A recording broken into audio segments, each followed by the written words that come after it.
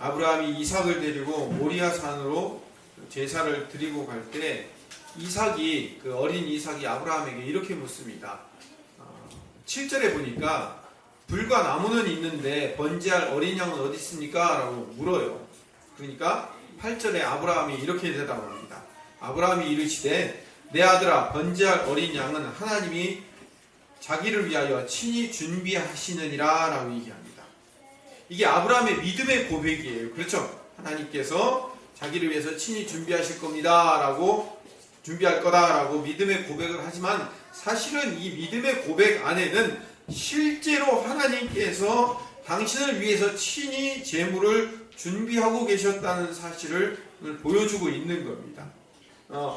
이삭이 아닌 다른 제물, 그 수풀에 걸려있는 숫양을 따로 준비를 하잖아요. 하나님께서 따로 준비하신 거예요. 사실 처음부터 진짜 제물은 이삭이 아니었어요. 이삭을 대신할 제물을 하나님이 따로 준비를 해놓으신 거예요. 그 제물이 누구냐면, 성질이 급해서 결론부터 얘기를 해야 돼요. 그 제물이 누구예요? 대신 준비하신 제물이? 그렇죠. 이제 다 하산해도 됩니다. 맞아요. 그 제물이 바로 예수 그리스도시에요. 이삭은 앞으로 올 진짜 제물이신 예수님의 모형이에요. 상징이고요. 이 이삭은 하나님이 약속하신 그 약속의 씨앗이란 말이에요. 그 씨앗이 뿌려지고 나면 그 뒤에 실체로 오실 분이 계신단 말이에요. 이삭의 후손으로 실체 따로 준비되어 있는 그 실체가 누구냐면 바로 예수님이신 거예요. 하나님께서 이삭 대신에 준비할 제물이 아까 뿔에 걸려있는 수풀에 걸려있는 순양이라고 했잖아요. 그런데 뿔에 걸려있는 이 순양조차도 사실은 하나님이 앞으로 보낼 진짜 제물의 모형에 불과한 거예요. 피조물인 아브라함의 아들 이삭을 대신해서 창조주이신 하나님의 아들 예수를 어린 양으로 대신 준비시키는 구원의 밑그림이 거기에 그려져 있는 거예요. 구원 이야기를 사실은 하고 싶으셨던 거예요. 이 구원 이야기가 히브리서 10장 1절에 이렇게 기록되어 있습니다. 한번 볼까요? 10장 1절 같이 읽어봅시다. 시작. 율법은 장차 올 좋은 일의 그림자일 뿐이요.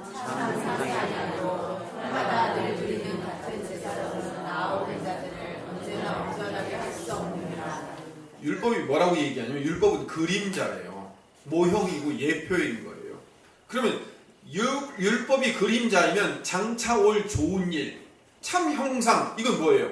이게 실체이고 이게 진짜인 거예요. 그러니까 따로 실체가 따로 진짜가 준비되어 있는데 그 실체이며 진짜가 뭔가 3절 4절 봅시다.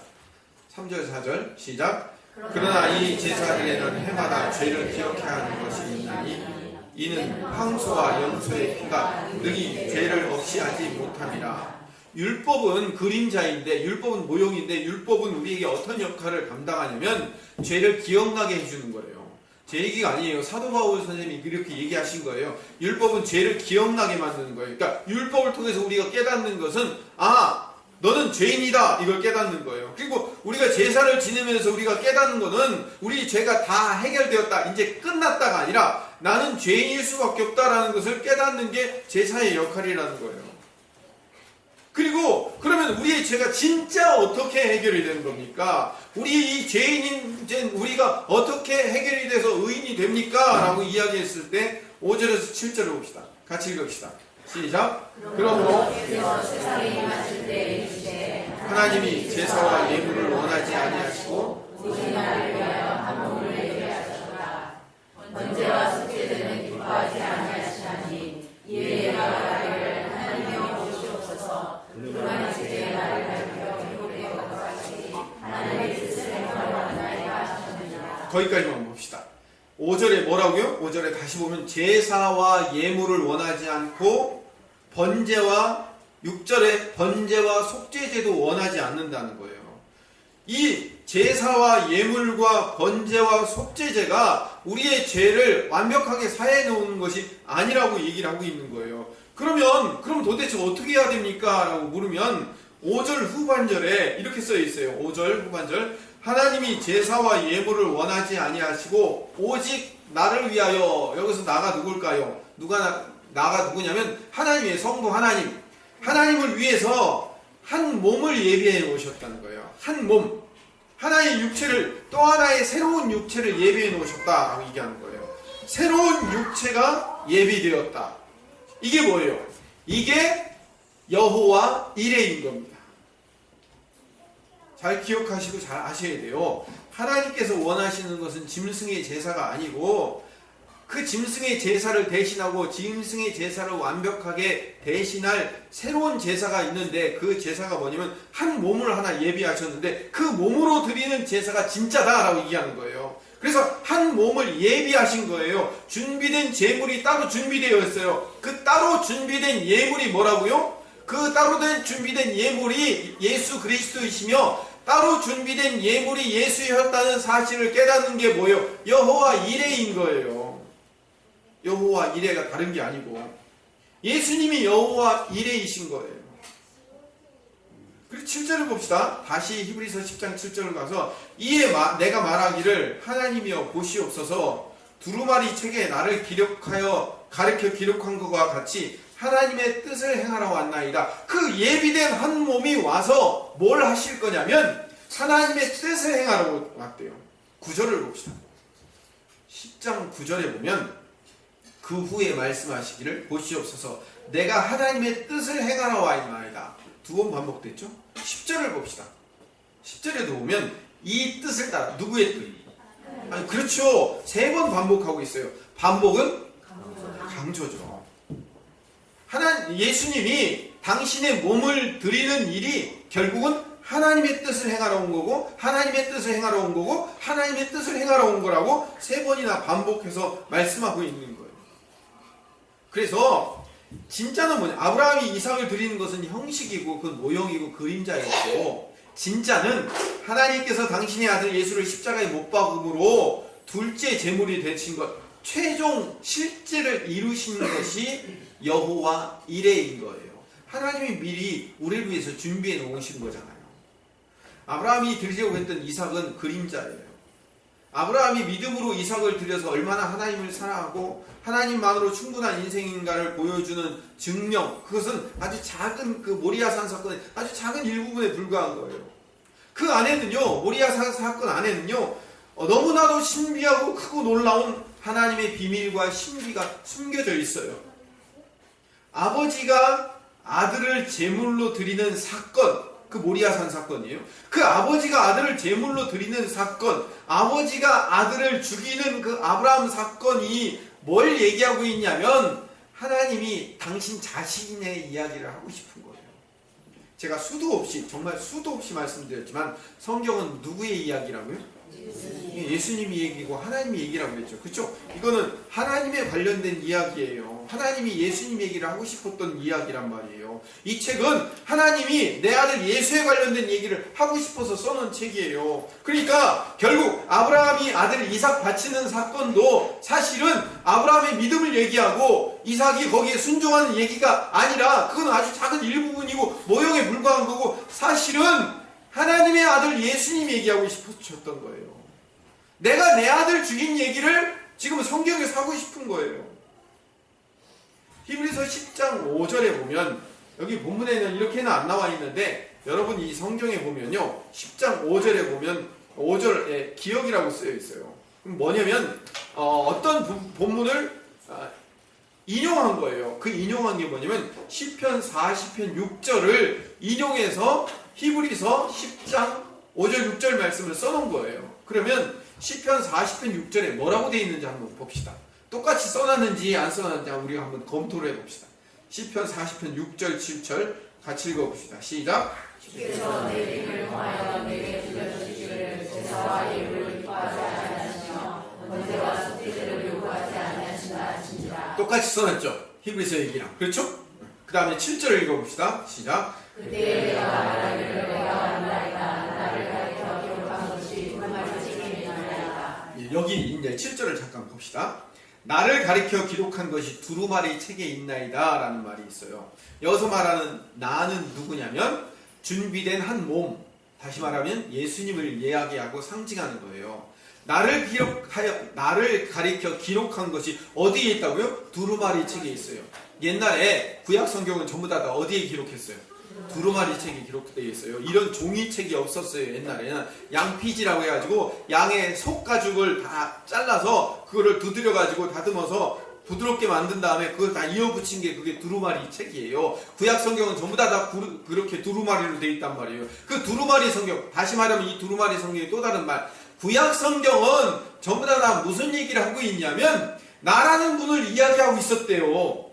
나를 가리켜 이 다 구약 성경에 관련된 얘기를 하고 있었대요. 여기 나가 누구냐면 하나님이 준비한 한 몸, 제사도 번제도 번제 속제도 화목제도 이런 제사의 제물을 원한 게 아니라 예비되고 준비됐던 그 한 몸에 관련된 이야기를 두루마리 성경에 다 기록되어 있었대요. 그러니까 구약의 이야기는 전부 다 누구 얘기? 예수님 얘기라는 걸 알고 얘기하고 있는 거예요. 그 예수님이 어떻게 오셨냐면 7절 다시 해봅시다. 7절. 그때 내가 말하기를 내가 왔나이다. 그 준비되고 예비된 그분이 뭐라고요? 내가 왔노라 하면서 오신대요. 내가 왔노라 하면서. 구약의 두루마리 성경에 준비되었던 그 예비되었던 그분이 내가 왔노라 하면서 오셨대요. 근데 그 오신 그분이 무슨 일을 행하시냐면 시편 40편 8절을 봅시다. 7절 8절 시작. 나의 하나님이여 내가 주의 뜻을 지키오니 주의 법이 나의 심중에 있나이다. 그분은 뭘 즐기신다고요? 하나님의 뜻 행하기를 즐기시는 분이라는 거예요. 아까 히브리서에서 말씀을 드렸잖아요. 하나님의 뜻을 행하시기를 3번이나 얘기했던 그분은 원래부터 하나님의 뜻을 행하시기를 즐기시는 분이셨대요. 예수님이 요한복음 4장 38절에 이렇게 당신을 말씀하고 계셔요. 예수께서 이르시되 나의 양식은 나를 보내신 이의 뜻을 행하며 그의 일을 온전히 이루는 거래요. 요한복음 6장 38절에 보면 내가 하늘에서 내려온 것은 내 뜻을 행하려 함이 아니요 나를 보내신 이 하나님의 뜻을 행하는 것이 예수님이 할 일이래요. 예수님이 이 땅에 준비된 몸으로 오신 이유는 하나님의 뜻을 행하려고 이 땅에 오셨다고 얘기하는 거예요. 자, 그러면 소결론을 내려봅시다. 여호와 이레가 뭡니까?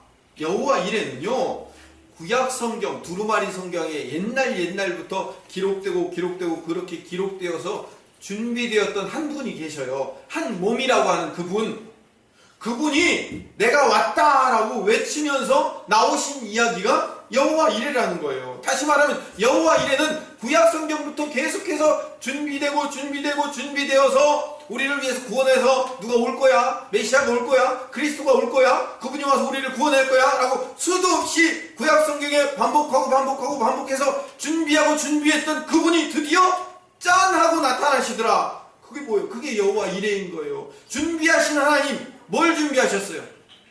이삭 바치기 전에 이삭이 죽을까봐 순양 준비한 게 아니라 사실은 누굴 준비하신 거예요? 예수님 준비하셨다는 얘기란 말이에요. 예수님 준비하신 얘기. 여호와 이레의 하나님은 예수님을 준비하셨다는 거예요. 하나님께서 아브라함에게 또 그 아브라함의 모리아산 사건 이야기를 읽고 있는 우리들에게 뭐라고 말씀하시냐면 이렇게 말씀하셔요. 아브라함아, 너는 네 아들 죽여서 지금 나한테 바치는 얘기라고 생각했지? 아니야. 사실은 창조 때부터 너를 위해서 준비되고 예비되었던 내 아들 죽여서 너 살리는 얘기를 내가 하고 싶었던 거야. 그게 여호와 이레의 하나님인 거예요. 여호와 이레의 하나님은 우리가 살아가면서 우리의 삶의 필요를 채워주시고, 하나님이 우리 어려운 환경과 상황 속에 있을 때 하나님이 기도하면 하나님께서 미리 준비하시고 예비하신 해결 방법들을 만들어 주시고, 그래서 그것들을 이길 수 있는 방법들을 준비해 놓으시고, 그 하나님, 그런 여호와 이레의 하나님은 여호와 이레의 하나님이 아주 작은 일부분에 정말 작은 부분에 불과한 거예요. 사실은 우리의 환경과 상황 가운데 어려움이 생겼을 때 거기에 대한 해결책을 미리 준비하신 하나님으로서의 여호와 이레의 하나님이 아니라, 그건 너무나도 하나님을 축소하고 편협하게 만들어 놓은 거고, 진짜 여호와 이레의 하나님은 우리의 구원과 우리의 영생을 위해서 창세부터 준비하셨던 예수, 그분을 우리에게 보내주신 거야. 그분이 여호와 이레야. 준비하신 하나님이야. 이걸 얘기하신 거예요. 그래서 이 사실을 깨달은 세례 요한이 예수님을 보자마자 뭐라고 얘기했어요? 보라, 세상 죄를 지고 가는 하나님의 어린 양이다. 하나님의 어린 양이래요. 우리 대신 죽으러 가실 뿌리 숲에 걸려있는 저 순양이 바로 이 양이다 라고 세례 요한이 얘기하잖아요. 예수님이 여호와 이레이셨던 거예요. 성경은 끊임없이 예수님 얘기만 하고 있어요. 저하고 한 2년 동안 주일 예배만 참석하신 분들은 모르시겠지만 수요 예배나 금요신야 계속 참석하시고 새벽에도 참석하신 분들은 벌써 꽤 많이 했어요. 요한계시록 했죠. 창세기 지금 가고 있죠. 요한복음, 사도행전 지금 중간에 가고 있죠. 로마서, 잠언, 여호수아, 레위기 다 끝났죠. 갈라디아서 벌써 한 10권 정도 되는 책을 쭉 저랑 같이 읽어봤잖아요. 거기서 전부 다 누구 얘기하고 있었어요? 신구약의 모든 이야기가 전부 다 예수 얘기뿐이었잖아요. 우리가 상식적으로 읽고 있었던 그런 상식적인 이야기가 아닌 그 안에 숨겨져 있는 비밀의 이야기들이 전부 다 예수 얘기였잖아요. 예수님이 준비된 여호와 이레이신 거예요. 골로새서 1장 15절에서 17절 말씀을 보면 이런 말씀이 나와 있습니다. 같이 읽어볼까요? 그는 보이지 아니하는 하나님의 형상이시요 모든 피조물보다 먼저 나신 이시니 만물에게서 창조되되 하늘과 땅에서 보이는 것들과 보이지 않는 것들과 모든 왕들이나 주권들이나 천지자들이나 권세자들이나 만물이 다 그로 말미암고 그를 위하여 창조되었고 또한 만물과 완전되시고 만물이 그 안에 함께 산지니라. 세상 모든 것이 정말 모든 것이 예수님 그분을 위해서 창조되었고 세상 모든 것들보다 그분이 먼저 계셨고 그 먼저 계신 그분이 우리를 구원하시기 위해서 준비하고 계셨어요. 그게 여호와 이레인 거예요. 만물을 창조한 목적이 하나님의 뜻을 이루기 위해서였는데 그 뜻이 무엇이냐면 창조될 만물의 주인이 당신의 아들이 모든 만물의 주인 되시는 일이에요. 그래서 예수님에 의해서 만물이 만들어졌고 예수님에 의해서 다스려질 거예요. 그렇게 창세 전부터 예비되고 하나님의 언약이 준비되어 있어요. 하나님의 언약이 준비되어 있다니까요. 예비되어 있다니까요. 그래서 예비하시는 하나님이신 거예요. 여호와 이레. 누가 준비되었어요? 예수님이. 아브라함이 이삭 바친 것을 히브리서에서 믿음으로 행했다고 표현해요. 그래요, 맞아요. 믿음으로 그 일을 했어요. 하나님께서 이삭을 대신할 제물을 준비하시고 예비하신다는 사실을 믿었어요. 자기 아들 이삭 대신 순양을 준비해서 기쁜 것, 그게 전부가 아니에요. 하나님께서 아브라함에게 네 인생을 내가 먼저 선택해서 너를 준비했어. 네 인생에서 가장 중요하고 소중한 한 분을 내가 예비해 놨어. 이걸 알려주시고 싶으신 거예요, 아브라함에게. 예수님은 지금 아브라함 이후에 몇천 년 후에 나오실 거예요. 근데 몇천 년 후에 나오실 거지만 사실은 하나님은 급해요. 하나님 마음에는 온통 아브라함도 이삭도 야곱도 요셉도 모든 사람들이 걔네들이 중요한 게 아니라 하나님은 그 몇천 년 전부터 아브라함을 선택하여 야곱을 선택하고 이삭을 선택하고 요셉을 선택하여 당신의 백성과 자녀를 만들 때부터 누구의 온통 쌓여 있어요? 예, 하나님은 온통 예수님 얘기만 쌓여 있어요. 온통 예수님만 전하고 싶은 거예요. 앞으로 몇천 년 후에 나올 그분. 그래서 아브라함에게 먼저 알려주신 거예요. 갑자기 뚱딴지같이 아들 이삭을 바쳐라. 그건 뭔 얘기를 하시는 거예요? 왜 하나님이 그렇게 잔인한 행동을 하시는 겁니까? 100세 아들 낳고 줬다 뺐다. 그건 뭐 하는 짓입니까? 하나님이 그렇게 하나님이 아브라함을 시험하고 말도 안 되는 얘기를 하고 그 얘기를 하려고 하시는 게 아니라 하나님이 지금 예수님 얘기하고 싶다니까요. 내 아들 죽여서 너 살린 얘기 내가 그거 하고 싶은 거야. 그래서 모리아산 사건을 출발시키신 거라고요. 여러분, 그러니까 이 말씀을 읽으면서 여러분들이 성경을 읽으면서 기억해야 될 게 뭐냐면 이거예요. 내 인생 가운데 우리의 필요를 여러 가지 문제들 앞에서 해결해 주시고 그 앞에서 미리 하나님께서 피할 길 열어주시고 해결해 주실 방법들을 미리미리 보여주시는 하나님이 여호와 이레의 하나님이다. 이렇게만 생각하면 맞아요. 그게 맞아요. 그것도 맞아요. 틀린 게 아니에요. 우리 인생 가운데 하나님이 여호와 이레의 하나님이 우리의 문제들을 미리 예견해 주시고 해결해 주시고 상황과 환경 가운데 어려움이 생겨서 이 포기하고 절망한 상황 속에서 하나님이 짠하고 나타나셔서 당신의 방법으로 해결해 주시고 하시죠. 맞아요. 그렇습니다. 그런데 그게 전부가 아니라고요. 그게 1순위가 아니란 말이에요. 하나님이 우리의 모든 문제들을 해결해 주시는 것이 우리의 예배의 1순위며 우리의 신앙의 1순위가 아니에요. 진짜 우리의 1순위는 뭐냐면 진짜 여호와 이레가 뭐냐면 예수님 그분을 우리에게 준비해 주시고 그분은 우리에게 주셨다는 거예요. 그보다 더 큰 게 어디 있어요?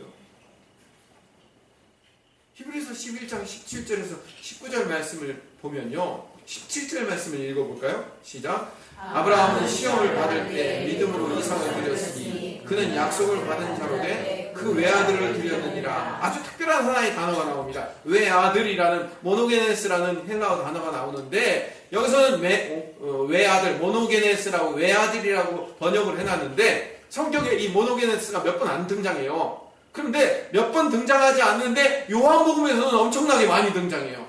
요한복음 1장 14절에서는 아버지의 독생자의 영광이요. 이 독생자가 모노게네스예요. 1장 18절에는 아버지의 품속에 있는 독생하신 하나님이 나타나요. 이 독생하신 하나님이라고 했을 때 이것도 모노게네스예요. 여러분 잘 알고 있는 3장 16절 하나님이 세상을 이처럼 사랑하사 독생자를 주셨으니 이 독생자도 모노게네스. 3장 18절 독생자의 이름을 믿지 아니함으로 이것도 모노게네스. 요한복음에는 이 모노게네스가 여러 번 등장해요. 이렇게 반복되는 독생자가 누구냐면 히브리서 11장 17절에 나와 있는 바로 그 외아들을 얘기하는 거예요. 예수님 얘기예요. 바로 그 모노게네스 외아들이신 예수님이 드디어 짠하고 나타나셨다고요. 아까 내가 왔노라 하고. 그리고 11장 19절에 보면 또 하나 하나님이 또 하나 얘기하고 싶은 게 있어요. 19절을 읽어봅시다. 시작. 그가 하나님이 능히 이삭을 죽은 자 가운데서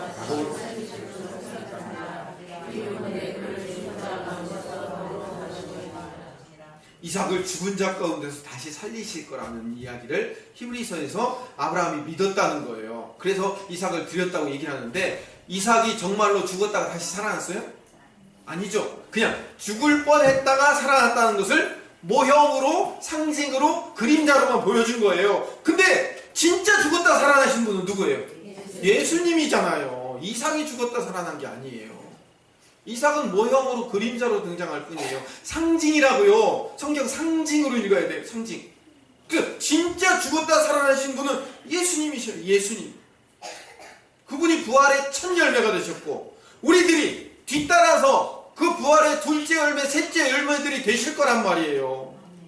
여러분들이 우리 모두가 다 죽었다 살아난 자들이 될 거란 말이에요. 성경이 그 얘기하고 있는 거예요. 우리가 예배 때마다 성경 읽고 그 뜻을 깨닫는 것은요. 성경에서 다시 말씀드립니다. 우리가 살아갈 어떤 힘을 얻고 우리가 살아갈 어떤 능력을 받고 이게 첫 번째 목적이 아니에요. 물론 예배 드릴 때에 우리가 살아갈 힘과 능력을 이 예배의 힘을 통해서 받고 얻는 게 있어요. 필요해요. 해요. 그래요. 맞아요. 그런데 그게 1차 목적이 아니에요. 그게 전부가 아니라고요. 우리는 예배 시간에 예수님 그분이 우리에게 주어졌다는 것을 깨닫는 것 이게 제일 큰 거예요.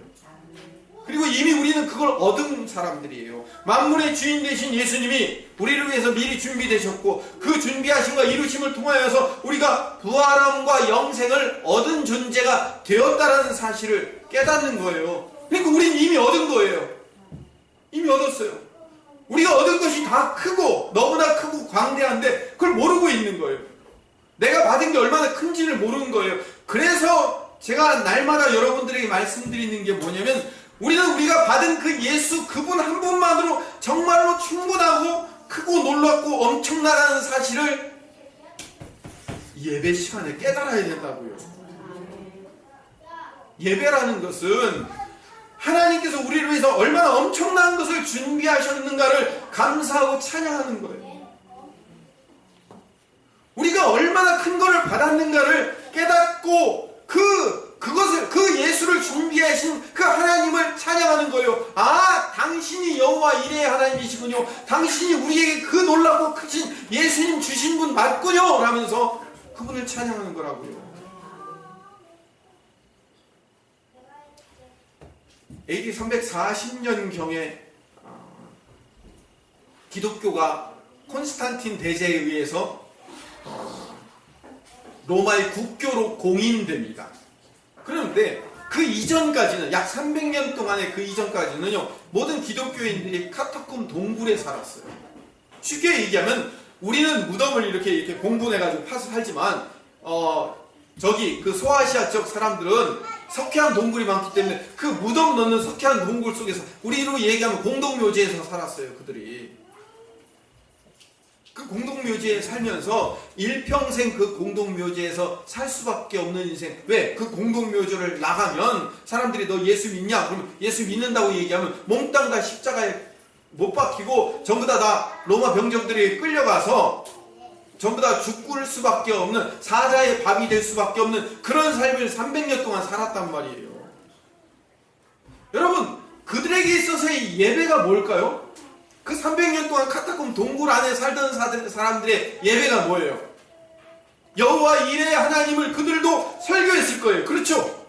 그들도 그걸 설교했을 거예요. 본문으로. 그럼 그때 그들이 뭘 설교했을까요? 하나님, 여호와 이레의 하나님께서 우리가 카타콤 동굴에서 살 때 하나님이 피할 길을 주시고, 하나님 우리에게 문제가 생길 때마다 그 문제를 해결할 수 있는 방법을 주신 하나님을 찬양합니다. 이렇게 찬양하고 기도하고 예배했을까요? 그렇다면 카타콤 동굴에서 카타콤 동굴의 의미가 없는 거죠. 그렇잖아요. 그들의 삶 속에서 그 어떤 것도 하나님이 도와주시지 않잖아요. 일평생 거기서 살 수밖에 없는데 무슨 하나님이 도우시는 거예요?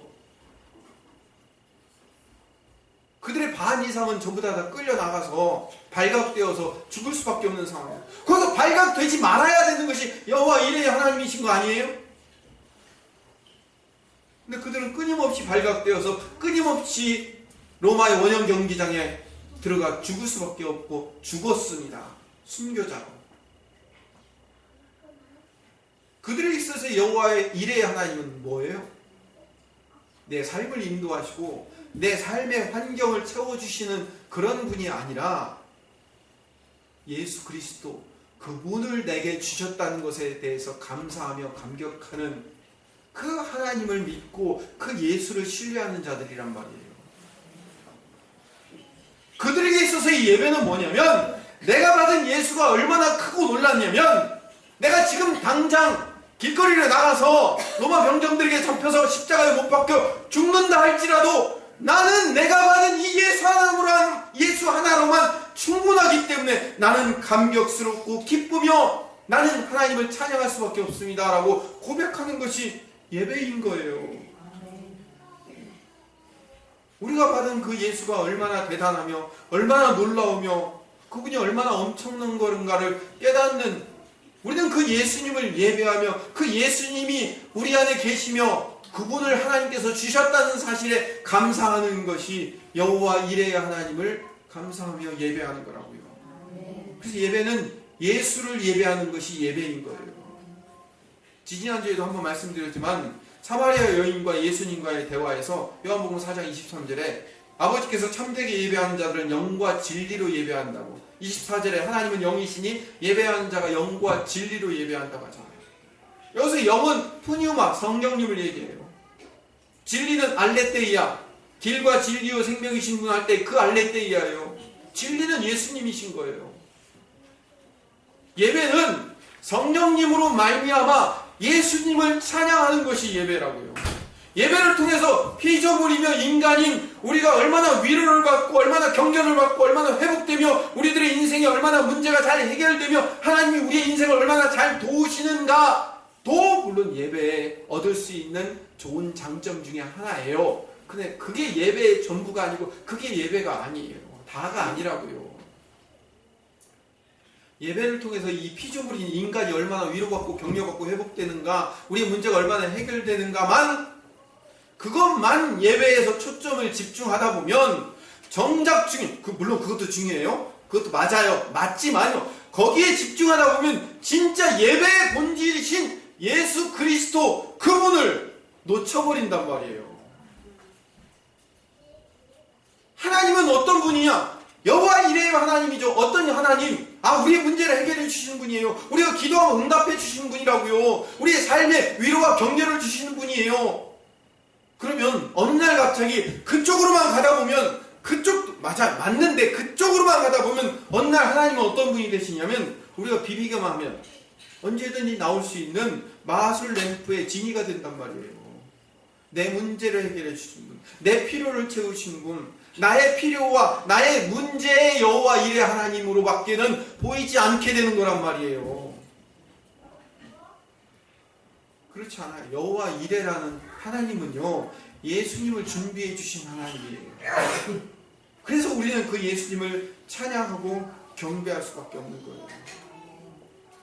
예수님 그 한 분만으로 충분하며 만족하며, 그 한 분만을 칭송하며 찬양하고, 그 한 분만이 홀로 영광 받으시는 예수님 중심의 예배, 그 예배가 진짜라고요.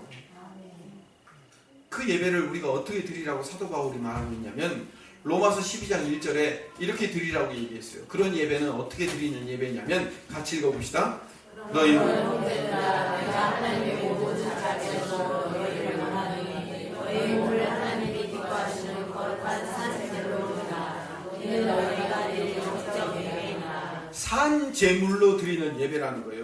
예수님을 예배하는 자들은, 예수님이 내 인생의 전부라고 고백하는 그 예배를 드리는 자들은 어떤 자들이냐면, 아브라함이 이삭을 모리아산의 번제로 바치듯이 그렇게 바쳐지는 예배가 될 수 있다는 거예요. 아브라함은 이삭을 모리아산의 번제로 바치는 신용만 하진 않았어요.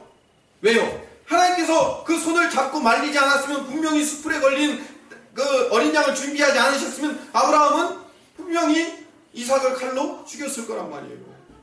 그런 거예요. 여호와 이레 하나님을 찬양하고 우리가 예수를 경배하며 예수를 예배하는 그 예배는 산 제사라고요. 살아있긴 한데 내 인생의 전부, 내 자아의 전부, 내 가치와 내 영광과 내 존재 전부를 다 하나님 앞에 내어놓는 거예요. 나의 자아와 나의 결정력과 나의 태도와 내가 내 인생을 꾸려가려는 모든 마음을 다 몽땅 죽여서 마디마디 잘라서 그걸 불에 태워서 드리는 번제, 나의 자아를 몽땅 십자가에 못 박는 것, 그걸 산 제사라고 얘기한단 말이에요. 사도 바울이 그런 예배를 드리라는 거예요.